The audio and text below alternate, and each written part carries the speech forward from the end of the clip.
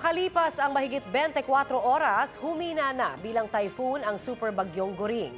Sa kabila po niyan, ilang lugar pa rin sa bansa ang nasa ilalim ng wind signal ayon sa Pag-asa.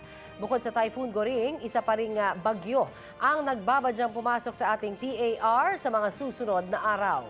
Nakataas naman ngayon ang thunderstorm advisory sa Metro Manila, Pampanga, Bulacan, Rizal, Nueva Ecija at sa ilang panig ng Zambales, Bataan, Tarlac, Cavite, Batangas, Quezon at sa Laguna. Pinaalerto ang mga residente mula sa banta ng baha o landslide.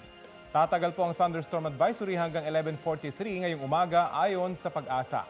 Tutok lang dito sa Balitang Hali para sa latest mula sa GMA Integrated News Weather Center. Nag-long weekend na, masama pa rin ho ang panahon ng ilang taga-norte dahil sa bagyong Goring. Sa Alcala, Cagayan, puwersahan pang pinalikas ang mahigit 150 residente dahil sa pangamba ng mudslide. Nagkaroon kasi ng bitak ang water impounding station sa isang barangay roon. Update tayo dyan sa ulat on the spot ni Jasmine Gabriel Galban ng GMA Regional TV1 North Central Luzon. Jasmine? Connie, Rafi, bukod sa mga major river system at maging sa mga low-lying barangays na binabaha sa ngayon, pinakabinabantayan din ng provincial government, partikular ng PDRRM o ganun din ng local government unit ang barangay ng Kabuluan. Dito yan sa bayan ng Alcala. Dahil kasi doon sa tuloy-tuloy na buhos ng ulan ay nagkaroon ng crack o ng bitak yung bahagi ng water impounding station. Actually, bukod doon sa crack at doon sa bitak ay lumubog na rin yung bahagi ng water impounding station dito sa barangay.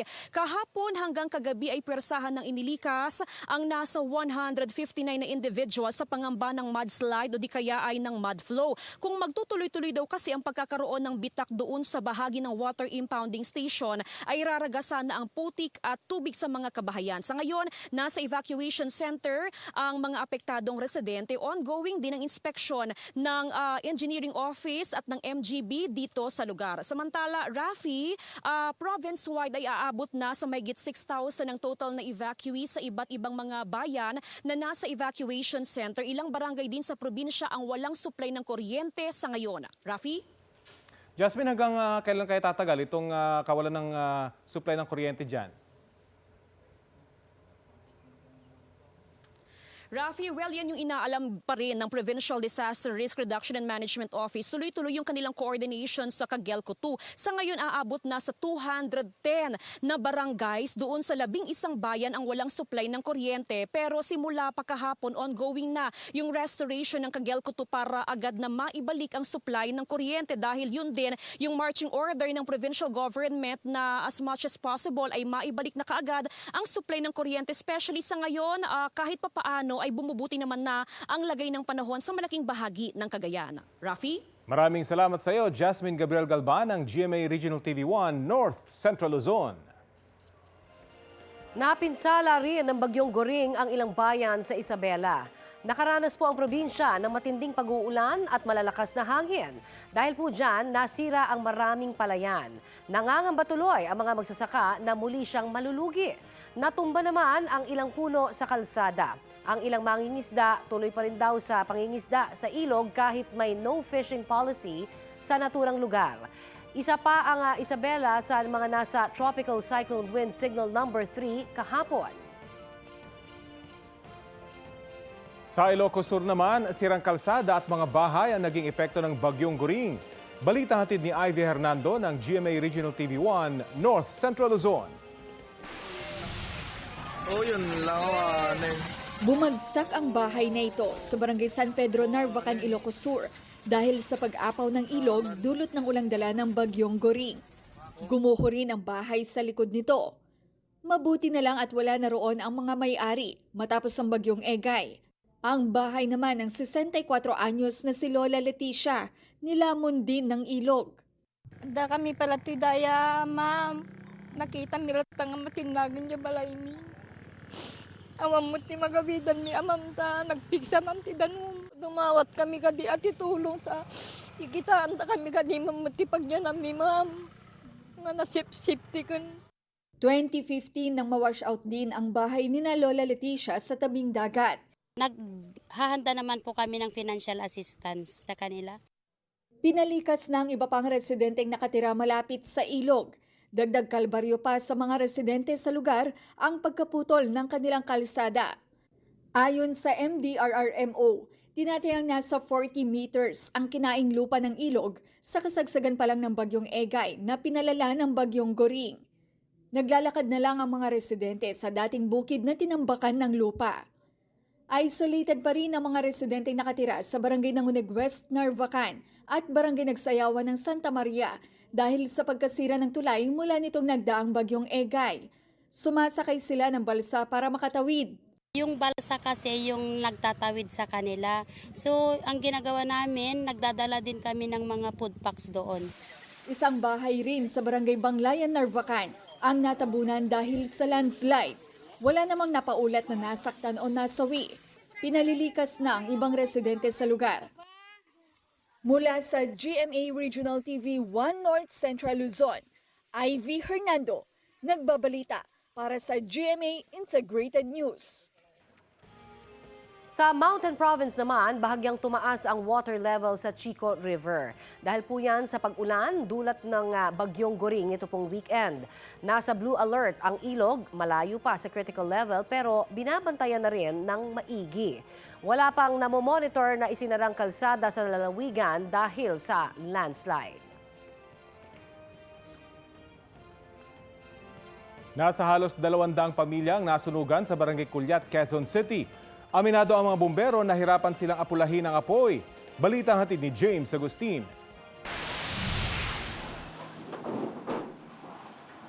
Nilamon na naglalagablab na apoy ang magkakadikit na bahay sa Adelpha Compound at Vargas Compound sa Barangay Culiat, Quezon City bandang alas 9 kagabi. Ang ilang bumbero pumesto na sa bubong ng mga bahay. May mga naitala ring pagsabog.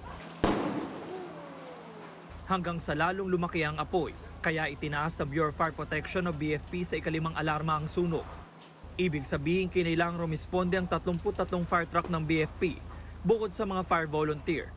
Sa bakanteng lote naman malapit sa nasusunog na mga bahay nagbugan ng tubig ang ilang bumbero. Ang iba umakyat na sa nakaparadang sasakyan. Dahil sa laki ng sunog, kinailangan ng butasin mga bombero itong bahagi ng pader dito sa bakanting lote para lang makalapit sila sa residential area. Tumulong na ang ilang residente para malagyan ng tubig ang ibang fire truck.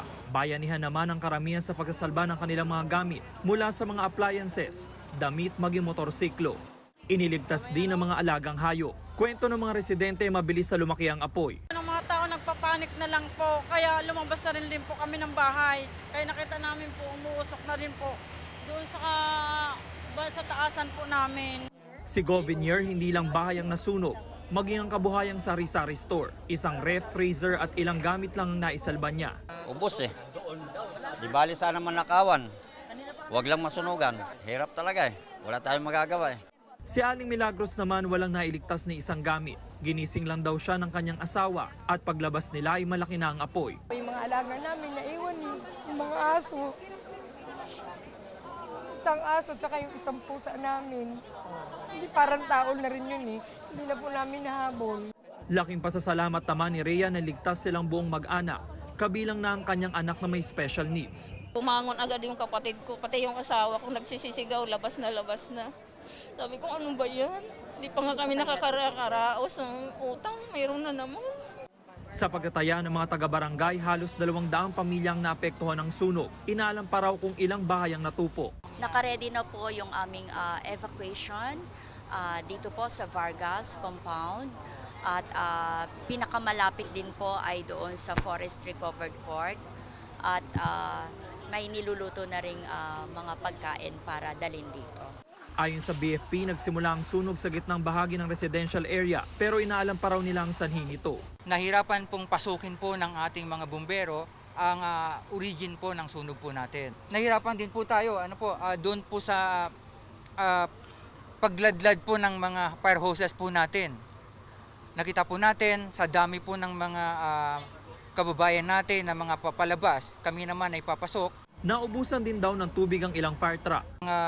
Source of water po natin, medyo mahina po yung buga po ng fire hydrant po natin. Meron po tayong 2 nakuhanan ng pero medyo malayo po yung lugar po ng fire hydrant po natin.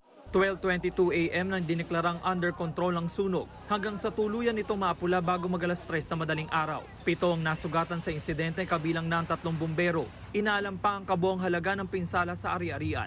James Agustin nagbabalita para sa GMA Integrated News.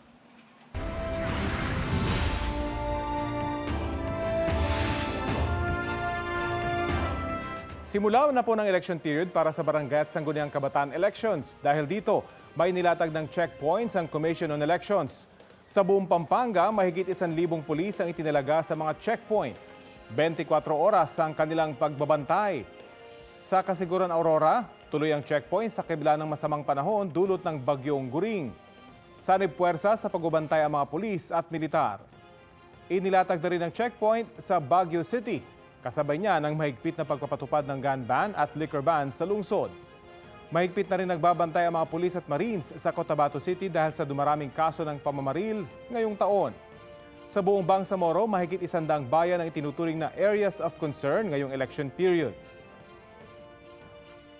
Sa gitna ng umiiral na gun ban bilang paghahanda sa barangay at sangguniang kabataan elections, arestado ang isang lalaki sa Quezon City matapos mahulihan ng sumpak.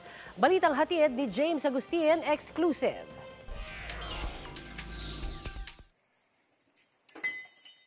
Agad na pinadapa at pinusasa ng mga operatiba ng QCPD Station 14 ang lalaking ito matapos mahulihan ng sumpak sa barangay Pasong Tamo, Quezon City kaninang alas 2 sa madaling araw. Kinilala ang 52 anyos sa suspect na si Rino Viñales, isang construction worker. Ayon sa pulisya, ang report sa kanila mula sa concerned citizen, may nagwawala umanong lalaki sa lugar. Pagdating namin doon sa lugar, nandun yung tao na tiyempohan namin at doon namin siya inaresto. Nasa akto na hawak-hawak niya pa yung improvised na baril o yung sumpak. Nabawi mula sa sospek ang sumpak na kargado ng mga bala. Ito na ang ikalawang beses na makukulong ang sospek matapos masangkot sa ibang krimen. Yung taong to huli na sa kasong grave threats at droga at pagsusugal. Pag-amin ng sospek, matagal na siyang may sumpak na ibinenta lang sa kanya sa halagang 500 piso. Nabili ko lang yan po. Saan niyo po sana gagamitin? Dipinsa ko yun po. Pag kay may nagbanta sa akin na may tira daw sa akin na hinalala ko ako nung pahuli sa sabungan. Pero alam niyo ho na meron ng Comelec gun ban, bawal na yung pagdadala ng ganyan. Hindi po. Maharap ang sospek sa reklamong paglabag sa Comprehensive Firearms and Ammunition Regulation Act at Omnibus Election Code. Paalaala lang po sa ating mga kababayan na umiiral na po ang Comelec gun ban, kaya bawal po magdala ng baril unless may exemption. James Agustin nagbabalita para sa GMA Integrated News. Sa mga motorista naman, humabol na sa pagpapakarga dahil tataas na naman ang presyo ng produktong petrolyo bukas. Sa anunsyo ng Clean Fuel, 70 centavos ang dagdag nila sa kada litro ng diesel. 30 centavos naman ang taas presyo sa kada litro ng gasolina. Ito na ang ikalimang dagdag sa presyo ng mga produktong petrolyo ngayong buwan. Wala pang anunsyo ang ibang oil companies.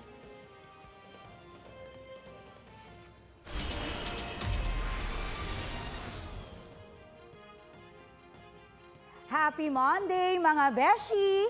Heto na ang unang hain ko ng Star Bites. Dream come true para kay Against All Odds star Kiray Celis ang pagbili niya sa kanyang bagong car. Labis ang pasasalamat ni Kiray nang i-share niya ang photo niya kasama ang kanyang kauna-unahang sasakyan. Pinangalanan niya itong Primo o First sa Italian. Sabi ni Kiray, reward daw niya ito para sa kanyang 20+ years sa showbiz. Paalala ni Kiray sa kanyang sarili, basta nagsisikap ka at nagsisipag ka, kering-kering matupad ang mga pangarap.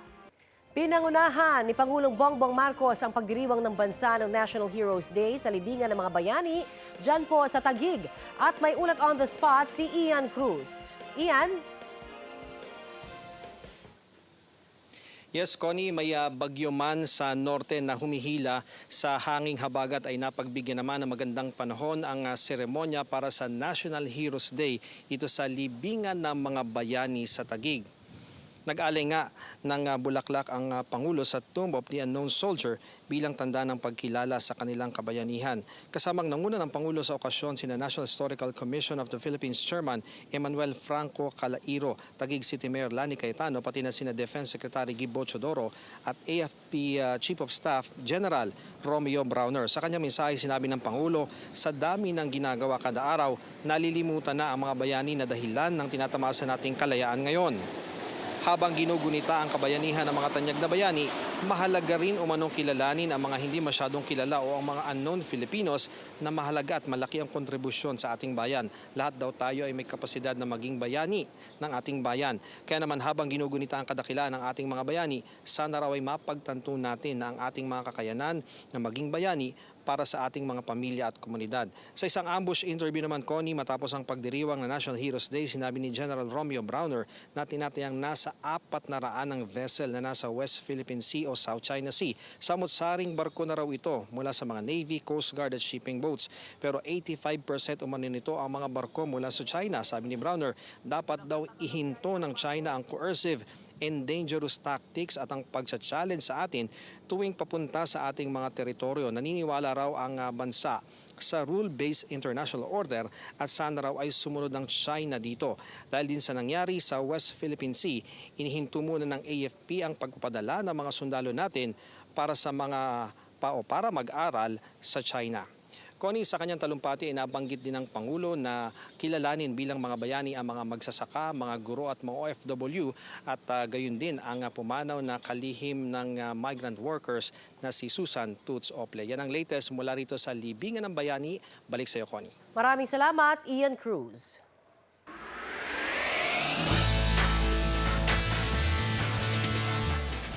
Silver medal ang naipanalo ni world number 3 pole vaulter Ernest John E.J. Obiena sa 2023 World Athletics Championship sa Budapest, Hungary. Na-clear niya roon ang 6 meters para pumangalawa sa kompetisyon. Kapareho yan ang kanyang personal best at Asian record na naset niya noong Hunyo. Kwento naman ni E.J. sa social media, nagpositibo siya sa COVID-19 ilang linggo bago magsimula ang World Athletics Championships. Halos 2 linggo rin ang nawalang oras niya para sana makapag-training. Nagpasalamat naman siya dahil gumaling din siya sa sakit. Noong 2022, bronze medal ang inuwi ni EJ sa World Athletics Championship. Bigo ang Gilas Pilipinas laban sa Angola sa kanilang laro para sa 2023 FIBA World Cup kagabi. Sinubukan pang humabol ng Gilas pero hindi po nila naabot ang lamang ng Angola. Ang final score, 80-70. Kasalukuyang panghuli ang Pilipinas sa standings ng Group A. Nangunguna ang Dominican Republic na may 2 panalo. Tig-isa naman ang panalo ng Angola at Italy. Bukas ang sunod na laban ng Gilas kontra Italy. Naramdaman ang bagsik ng bagyong Goring sa ilang bahagi ng Narvacan, Ilocos Sur. At may ulat on the spot si Ivy Hernando ng GMA Regional TV1 North Central Luzon. Ivy.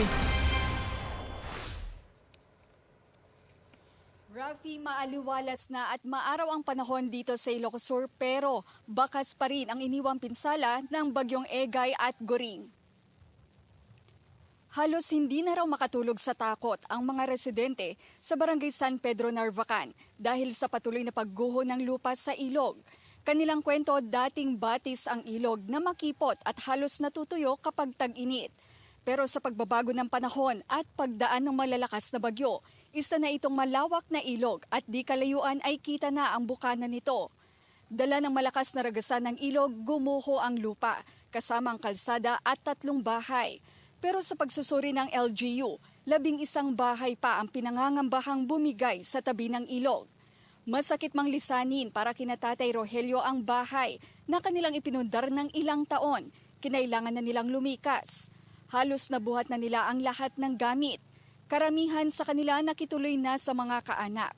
Nananawagan na ang mga residente sa kinaukulan maging sa presidente na matulungan silang makahanap ng malilipatan at mabigyan ng pinansyal na tulong sa muling pagpapatayo ng kanilang tahanan. Rafi, panawagan rin ng mga residente na sanay malagyan ng flood control o slow protection itong ilog upang maisalba pa ang kanilang mga tahanan. Rafi? Maraming salamat, Ivy Hernando ng GMA Regional TV 1 North Central Luzon.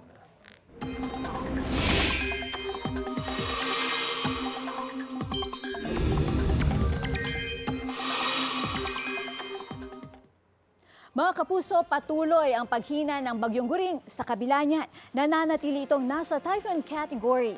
Base sa 11 a.m. bulletin ng Pag-asa, wala na nga lugar sa bansa ang may wind signal number 3 at 2. Pero nananatili ang wind signal number 1 sa Batanes, Babuyan Islands, northern at eastern portion ng mainland Cagayan, eastern portion ng Isabela, northern at central portion ng Aurora at Polillo Islands. Signal number 1 din sa northern at eastern portion ng Camarines Norte, kasama ang Calaguas Islands, northern portion ng Camarines Sur at northern portion ng Catanduanes. Namataan ng Pag-asa ang mata ng bagyo 245 kilometers east-northeast ng Kasiguran, Aurora. May lakas ito na nasa 155 kilometers per hour, bugsong nasa 190 kilometers per hour at gumagalaw sa direksyong north-northeast sa bilis na 15 kilometers per hour. Magpapatuloy ang Bagyong Goring sa looping track o pag-ikot nito habang nasa Philippine Area of Responsibility. Bukas posibleng pumihit na ito pa northwest na direksyon hanggang sa dumaan o mag-landfall sa Batanes sa darating na Miyerkules base sa forecast ng Pag-asa. Sa araw din ngayon, posibleng pumasok na rin sa ating Philippine Area of Responsibility ang isa pang bagyo na tatawagin sa local name na Hana. Sa ngayon, isa na itong tropical storm na may international name na Haikui.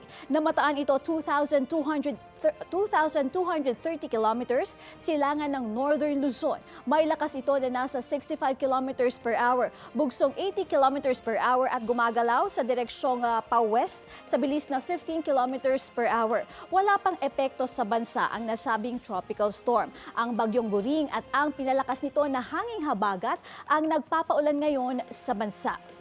Dahil sa Bagyong Goring at habagat, magiging maalon ngayon at delikado sa maliliit na sasakyang pandagat ang pumalaot sa northern coast ng Ilocos Norte at mga dagat na sakop ng Cagayan Valley Region, Aurora, Quezon Province, northern at eastern coast ng Catanduanes, Masbate, kasama ang Burias Island, southern coast ng Batangas, Mimaropa Region at ng Western Visayas. Sa mga susunod na oras, asahan ang pag-uulan sa halos buong bansa. Base nga ito sa rainfall forecast ng Metro Weather. Posible ang heavy to intense rain sa ilang lugar, kaya maging alerto mula sa banta ng baha o landslide.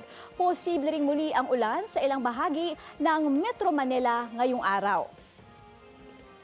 Ako po si Katrina Son. Iyan ang latest mula sa GMA Integrated News Weather Center. Maasahan anuman ang panahon. Update po tayo sa motoristang nahulikam na nagkasa ng baril at nanakit ng siklistang umano'y nakagitgitan niya sa kalsada. May ulat on the spot si June Veneracion. June? Connie, kinansilad na ng PNP ang gun license, firearm registration at permit to carry ng motoristang nag-viral sa road rage incident kung saan binunutan umano niya ng baril ang nakagitgitan ng siklista. Sa record ng PNP, 3 baril ang nakapangalan kay Wilfredo Gonzales. Ayon kay Police Brigadier General Benjamin Silo, ang acting director ng PNP Security Group, nasa kapangyarihan nila ang i-revoke ang mga gun documents ng sinuman kahit walang due process, lalo na kung may basihan, dahil ang pagmamayari ng baril ay pribilehiyo at hindi absolute right. Dahil kanselado na ang mga dokumento, ayon kay Police Brigadier General Rodrigo Maranan, ang PIO chief ng PNP, kailangan i-turn over ni Gonzales ang kanyang mga baril sa PNP at kung tumanggi siya, ay hihiling ang pulisya ng search warrant sa korte para makuha ang mga ito. Hindi na rin daw siya muling makakapagmay-ari ng baril. Lumabas din sa record ng PNP na na-dismiss na pala sa police service si Gonzales noong 2018. Hindi pa masabi sa ngayon ng PNP ang dahilan ng dismiss. Ayon sa PNP, kailangang may magreklamo para magtuloy ang kasong kriminal laban kay Gonzales. Una na iginiti Gonzales na nagkaayos na sila ng siklista.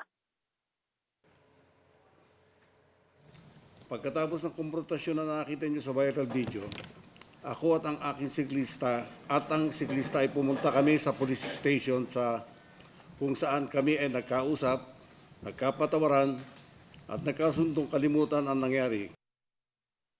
At yan muna ang latest mula rito sa Camp Crame, balik sa Connie. Maraming salamat, June Veneracion. Tungkol pa rin po sa mga hakbang ng PNP sa pagsisimuop pagsisimula ng Barangay at Sangguniang Elections, Kabataan Elections, nakasalang sa Balitang Hali ang tagapagsalita ng PNP na si Colonel Jean Fajardo. Magandang umaga po at welcome sa Balitang Hali. Magandang umaga po, Sir Rafi. Opo, unahin ko lang po muna yung naunang kaso kung saan may nanakit at nanutok ng baril or nagkasa ng baril. Na-revoke na yung lisensya to own firearm at iba pang gun permit itong viral driver na nagkasa ng baril. Meron bang susunod na hakbang ang PNP tungkol dito? Tama po, Sir Rafi, na-revoke na po yung license to own and possess firearms po nitong si Mr. Gonzales. At yung 3 baril po niya na nakarehistro ay nasa custody na po ng Firearms and Explosive Office. Pagkatapos po niyang i-turn over ito, maliban pa po doon sa baril na kanyang nagamit nung during the incident po. 4 na baril na po ito nasa kustodiya po ng Philippine National Police po. At doon naman po sa kaso po na relating po doon sa insidente ay aantayin po natin, sir, yung decision po nung siklista kung ipupursu po niya yung kaso niya against dito po sa nagkasa po ng baril sa kanya. So kung hindi po magsasampa ng kaso yung siklista, considered wala na po siyang kaso? Kung meron pong ibang mga kababayan natin na interesado, ay po pwede naman po silang magkaso, sir. Aalalayan po sila, sir, ng QCPD. Pero kailangan din po talaga natin, sir, yung private complainant dahil siya po yung naagabyado dito. Subalit hanggang kahapon po at nung isang araw po ay nagre-reach out po ang QCPD. Subalit hindi po siya sumasagot sa ating mga tawag po. Ang PNP hindi po motu proprio makakapag-file ng kaso, ganun ho? Yes po, sir, dahil yung insidente po, sir, ay involved ay offense po ito. Although pagka sinampa po natin ito ay magiging people of the Philippines po ito, ay po pwede naman po. Subalit tulad ng sinabi ko po, sir, kailangan po na may private complainant po dahil yung kaso po na pwede natin isampa dito po, sir, ay yung grave threat dahil po siya ay kinasahan ng barel at yung pong possibly yung slander by deed, siya po ay binatukan at iba pa pong kaso na po pwede po natin ikaso. But ang PNP po ay nakaprepare po, sir, na asistihan po kung sino man po ang interesadong mag-file po ng kaso. Ano pong personality nitong nagkasa ng baril? Na-dismiss po ito sa serbisyo. Ano po yung dahilan ng kanyang pagkakadismiss? So nag-retire ho ba siya? Nung base po sa record na na-forward po sa atin, Sir Rafi, ay nung 2016 po ay nag-retired po ito compulsorily sa PNP po. Subalit nung sumunod na taon, noong 2017, ay nalabasan po siya ng dismissal order dahil po sa kanyang involvement sa isang kaso po ng 3 magkakapatid diyan po sa kanilang lugar sa may Project 3 sa Quezon City na ang kaso po ay grave misconduct arising from the grave threat allegedly committed by the concerned ex-police officer, sir. So meron na pala siyang kaso na parang kaugnay nito nangyari. Pero anong hakbang ng PNP patungkol dito? Of course, wala na siya sa serbisyo. Tama po, sir. Dismiss na po ito as early as 2017 bagamat siya ay nag-file ng motion for reconsideration ng 2018. Ito ay na-deny pa rin. But accordingly, meron itong pending appeal po. But rest assured po, sir, na ito namang pong decision na ito, once final, ay i-implement po kaagad ito. In fact, naka-implement po yan. Kaya nga po, bagamat siya ay nakapag-retiro po ng 2016, yung kadang retirement benefits nga po as a result ng kanyang dismissal order ng 2017, ay naamyandahan din po at wala po siyang natanggap na anumang benepisyo po. Okay. Anyway, babantayan po natin itong story na ito. Samantala, simula na po ng election gun ban. Paano po paigtingin ng PNP yung pagpapatupad nito at may exemption po ba rito? Tama po, sir. Nagsimula na po kaninang 12:01 AM yung ating election period, yung ating gun ban. Kaya naman yung ating COMELEC checkpoint ay nakapag-establish na rin po. At yung lahat po ng may-ari ng barel ay pansamantala po na hindi po nila po pwedeng dalhin yan. Except of course yung may mga nabigyan po ng certificate of authority po ng COMELEC na po pwede po silang magdala ng mga barel base po sa nature ng kanilang business. Yung may mga use in the normal course of their business ay nagdadala po ng malalaking halaga ng pera ay po pwede po silang magdala po ng mga barel basta meron po silang certificate of authority po. At yung syempre po yung mga ilang matataas na opisyal po ng gobyerno from the executive, legislative and even judiciary ay may mga automatic exemption po to. But bagamat meron po silang automatic exemption, dapat po ay bitbit po nila palagi yung mga barel na mga lisensya po at papeles po ng kanilang mga barel. Para po sa kalaman ng ating mga motoristang dadaan sa mga checkpoint, ano po ba yung SOP na ipatutupad ng PNP sa ating mga checkpoint?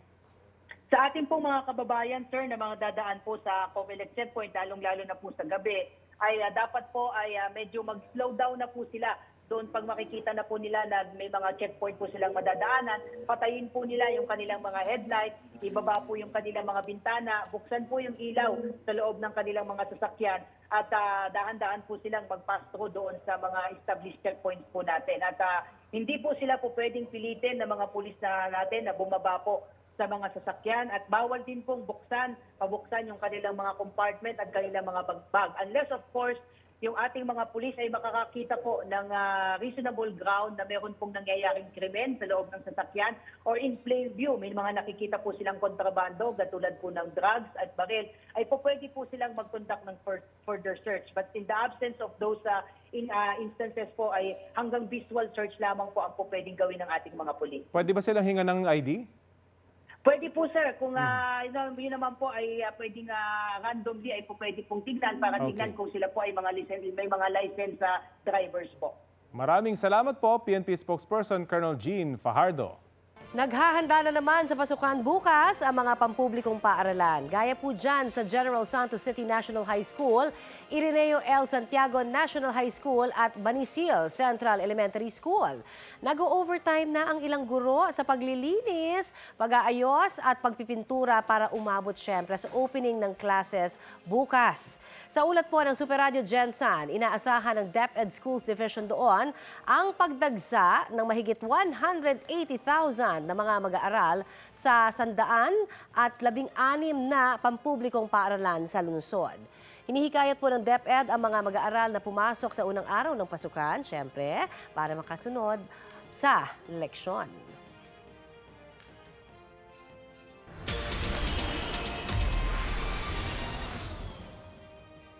Kabilang ang Sparkle Love Team na Team Jolly sa mga bagong ambassador ng Anak TV.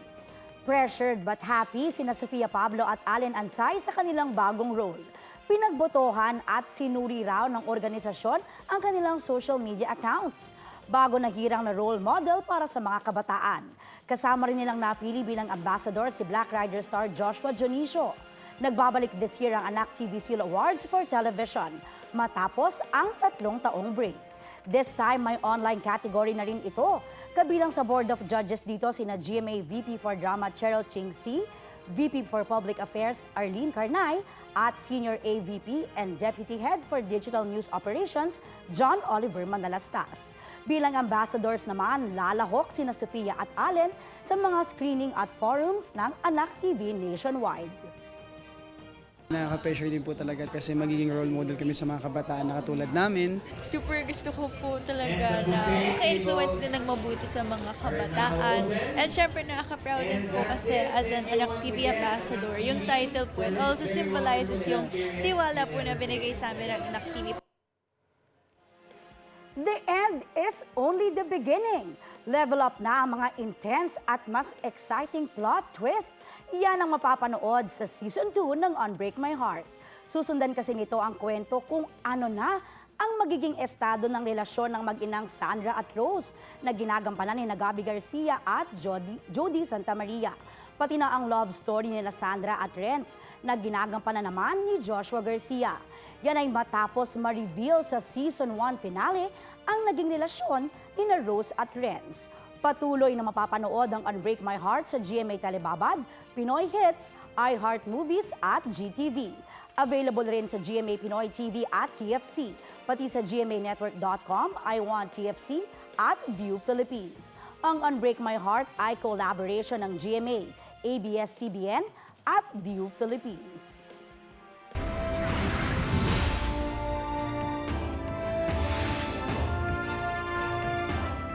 Inikot ng Commission on Elections ang ilang filing ng Certificate of Candidacy para sa barangay at sangguniang kabataan elections. May ulat on the spot si Tina Panganiban Perez. Tina? Rafi, kasama sa mga inikot ng COMELEC ngayong umaga ang Maynila, Quezon City at Taguig para i-monitor ang sitwasyon sa pagsisimula ng election period ngayong araw. Pinangunahan ni COMELEC Chair George Garcia at ni Commissioner Amy Ferolino ang ceremonial kick-off ng election period para sa barangay SK election sa Bonifacio Shrine or Cartilla ng Katipunan Monument sa Maynila. Kaninang 12:01 ng hating gabi nagsimula ang election period na magtatagal hanggang November 29. Kasabay ng pagsisimula ng election period, ang pagsisimula rin ng paghahain ng Certificate of Candidacy ng mga tatakbo sa barangay at SK election. Magtatagal ito hanggang September 2. Binisita ni Garcia at Ferolino ang file ng COC sa ilang mall sa Maynila. Wala pang alas 8 ng umaga ay mahaba na ang pila. Pero hindi pa pwede mga kanya pagkahain ng COC dahil ang campaign period ay sa October 19 hanggang 28 pa. Sabi ni Garcia, kahit na walang nakalagay ng vote for, premature campaigning na raw kung may mukha o pangalan ng kandidato. Epektibo ito kahit sa social media. Alinsunod daw ito sa batas.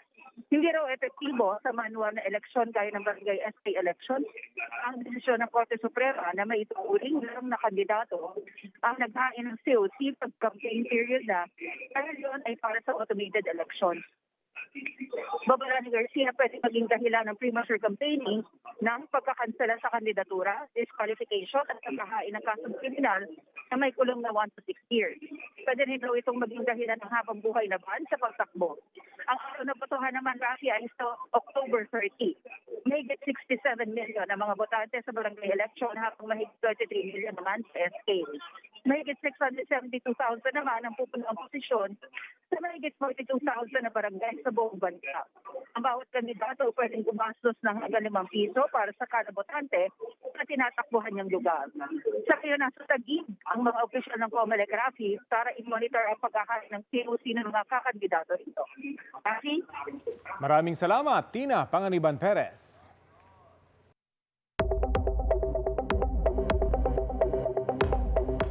Trabaho alert po tayo para sa mga taga Cavite. Narito po ang job opportunities para po sa inyo.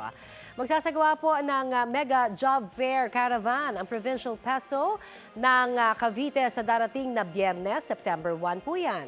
Gagawin sa Patio Medina sa Silang, Cavite, simula po alas 9 ng umaga. Bukas din po yan sa mga first-time job seekers. Para sa mga interesadong aplikante, magdala lamang po ng maraming kopya ng resume o biodata.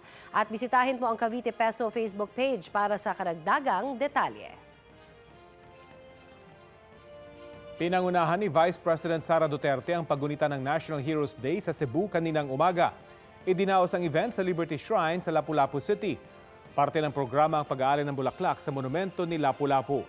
Kabilang sa dumalo si Presidential Assistant for the Visayas, Secretary Terence Calatrava, Lapu-Lapu City Mayor Junar Chan at kanyang asawa na si Lapu-Lapu District Representative Cindy Chan.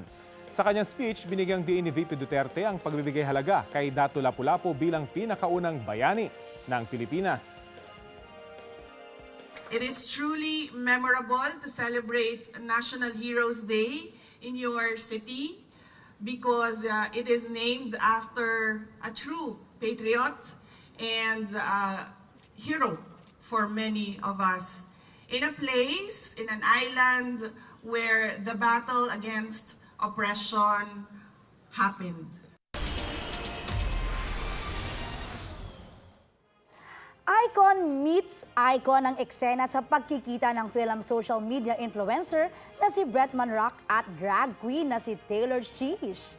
Ramdam ang excitement ni Bretman sa pagpasok ng Taylor Swift impersonator na si John McCoronel o mas kilala bilang Taylor Swift sa kanyang hotel room. Invited kasi ang ngayoy sought-after performer sa birthday ng pinsan ni Bretman. Napa-OMG na lang si The Baddest sa performance ni Taylor Swift ng Cruel Summer. Sa video, sinabi ni Bretman na this is the best day of my life. Maririnig din sa TikTok video ang nakakatuwang reaksyon ni Bretman.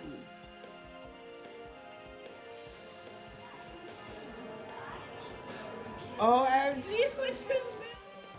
Subok naman ang lakas ng ilang mister sa Hungary. Literal na binuhat kasi nila ang kanilang misi sa isang karerahan doon.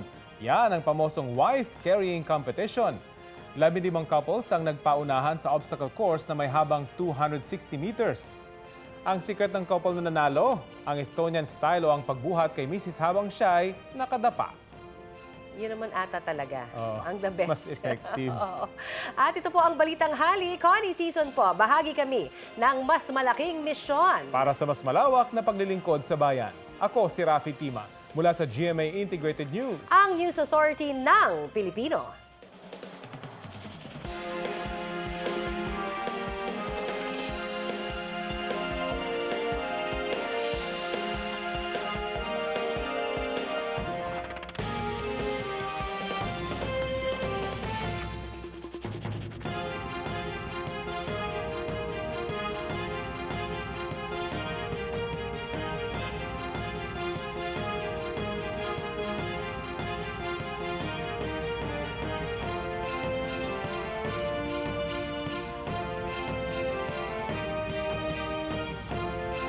Maging updated sa mga maiinit na balita. Maaari pong mapanood ang Balitang Hali at iba pang award-winning newscast sa youtube.com/GMA News. I-click lamang ang subscribe button. Sa mga kapuso abroad, maaari po kaming masubaybayan sa GMA Pinoy TV at www.gmanews.tv.